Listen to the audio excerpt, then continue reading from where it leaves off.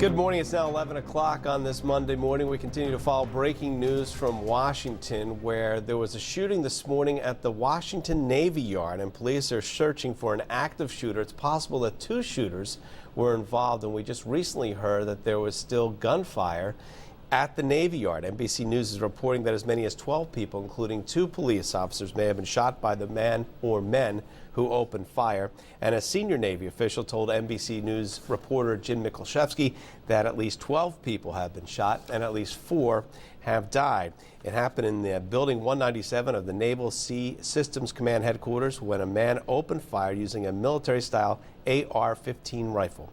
NBC's Danielle Lee has the live report for us right now from Washington's Navy Yard. We're now hearing that one of the shooters has been contained, but as you can see behind me, this scene is still very active. I'm several blocks away from the Navy Yard right now, and you can see all down this street where I'm standing, there is a high amount of police presence. We've been seeing helicopters circling the area and emergency vehicles rushing in and out. At last report, we heard that about a dozen people had been shot, at least 4 people had been killed. Among those who are wounded are 2 officers, and this whole scene has been going on now since about 8:20 in the morning. That's when it was reported that at least one gunman, at least one shooter had gone into the Navy Yard, into the largest command system center. There were 3,000 people worked and opened fire. Since then, they have locked down this entire area, several blocks around the Navy Yard. Schools have been put into lockdown. People have been told to shelter in place.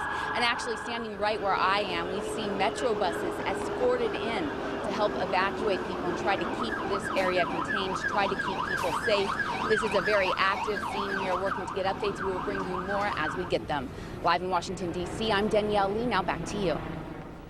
Danielle Lee reporting from Washington. Once again, at least 12 people may have been shot and at least 4 have died, according to NBC News, at the Washington Naval Yard after a shooting that involved maybe 1, maybe 2 shooters, and it is still an active situation there with gunfire heard just a few minutes ago. We'll continue to follow this story. We'll have the latest on 22 News at noon. You can watch live coverage from Washington also on our website at wwlp.com. I'm Rich Teddemer, 22 News.